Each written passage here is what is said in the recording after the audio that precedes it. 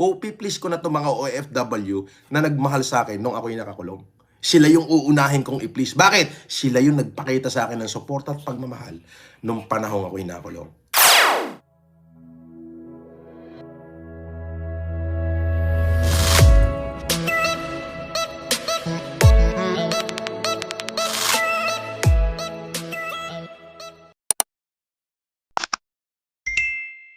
Noong nakaraang araw, nakausap ko po mismo si OWA Administration, Colonel Ignacio, at biniimbitahan nga niya ako.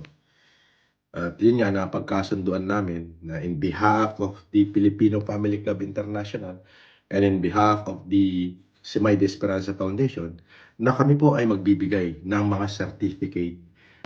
Itong week na to, magpupunta ako sa sa mga seafarer, mamimigay ako ng maraming certificate sa mga seafarer natin. Yung mga seaman natin na nandyan sa OFW hub sa OWA, mamimigay ako ng mga certificate na free staycation at the Newport. Good for two, kasama yung family nila. Mag-i-stay sila ron with free meal for two. Marami ko pamimigay na certificate, siguro basta marami. Alam niyo naman, ang isang gabi sa 5-star hotel ay umaabot ng 10,000, di ba? With kasama good for two, with kasama breakfast yun na buffet. Open breakfast buffet. Ngayong Friday or Saturday, hinihintay ko lang si Arnel Ignacio, yung OWA administrator. Yes. Tapos na kami mag-usap at dadalaw ako doon. Pupuntahan ko yung ating mga OFW. Okay? Yung medyo kararating at malayo yung uuwian, bibigyan natin yan ng staycation sa nearest airport, nearest hotel sa Newport, katabi ng terminal yan. Okay? Kasama nila yung kanilang pamilya, pwede sila mag-stay doon, okay? Sa hotel with free meal.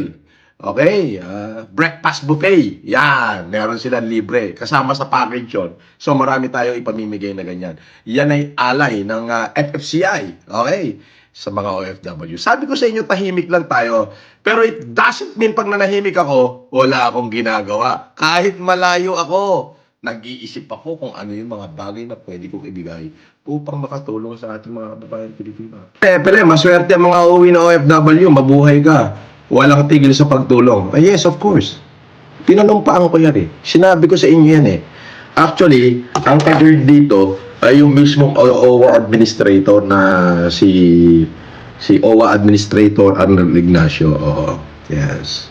Kausap ko siya nung isang araw. At ako nga ay nagsabi na ano ba yung pwede kong maitulong man lang sa ating mga kababayang OFW, since OFW naman yung nagmahal sa akin.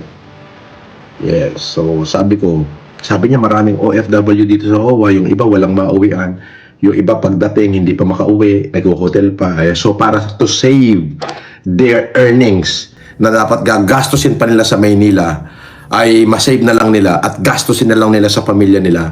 So nag-isip ako na we will provide them staycation certificate for two, para kung kasama yung sundo niya, ay kasama niya mag-check-in.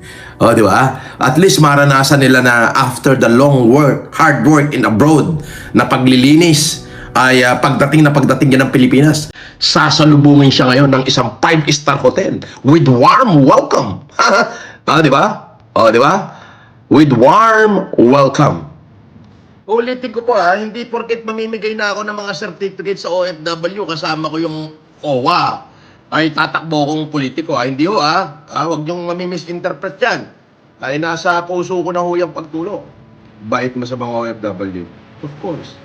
Because yung OFW nagpakita ng support at pagmamahal sa akin. I-please ko muna yung mga OFW na nagmahal sa akin. Ay, makikita niyo yan, National TV. Bakit? Kasama ko ho mismo yung mga tiga-OWA dyan. Nag-humanitarian din lang ako province by province, spending millions after millions. Mag-spend na rin ako ng million dito. Diba? At least, diba? Eto makikita nyo to live, Live on national, national figure to. Bakit? Kasama ko po ang OWA. O kayo mga FFCI dyan, eto yung bago natin gagawin. Kasama mismo natin dito ang national, ang Overseas Worker Welfare Administration. Okay? Magbibigay tayo ng ano, doon sa OFW Hub. Magbibigay tayo ng staycations. At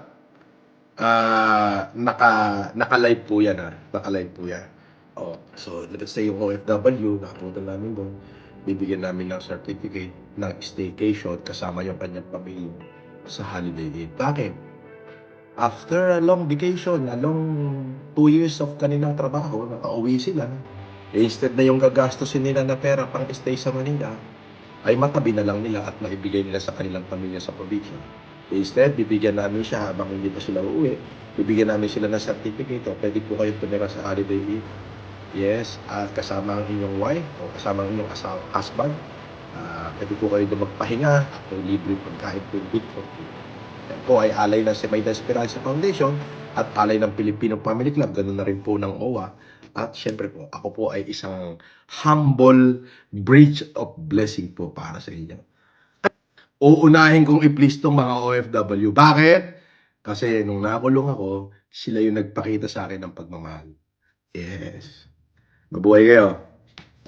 I need to please all the OFW. Ito ay initiative ng Filipino Family Club International Semayda Esperanza Foundation at mismong OWA admin. Ngayon po ang Filipino Family Club at Semayda Esperanza ay itong week na po na to. Ito na po. Ay pupunta po ng OFW Hub sa OWA, Overseas Worker Welfare Administration. Kasama po natin mismo yung OWA Administrator na si OWA Administrator Sir Arnel Ignacio. Napagkasunduan po ng FFCI at ng Semayda Esperanza na tayo po, ipapangalan ko po sa inyo sa FFCI. Kayo po yung nakalagay doon sa certificate. Yung pong certificate ay galing po sa ano po yun? Galing po yan sa Holiday Inn, Singapore. Na yung OFW na dumating sa Pilipinas, instead na gastusin niya yung pera niya para mag-stay sa Pilipinas, yung gagastusin niya sa Manila, na pambabayad niya ng hotel, itabihin niya na at maibigay niya na sa pamilya sa probinsya. Ayun po, bibigyan po natin sila ng certificate na good for two, na pwede sila mag-stay sa Holiday Inn with free meal. Yan. So, imbis na yung gagastusin nilang pang hotel dito, mahal din o, 5,000 ring mahigit ang bawat isang kwarto, ay good for two pa. Ay di matabi na ho nila yun at yun ay 5 sakong bigas na sa probinsya. Ngayon po, yan po ay initiative ng ipinangalan ko po yan sa Filipino Family Club. Yan, ano po yan? National telecast po yan. Makikita niyo po yan. At I'm just only the representative of the FFCI and the Semayda Esperanza. Mabuhay po kayo. I love you.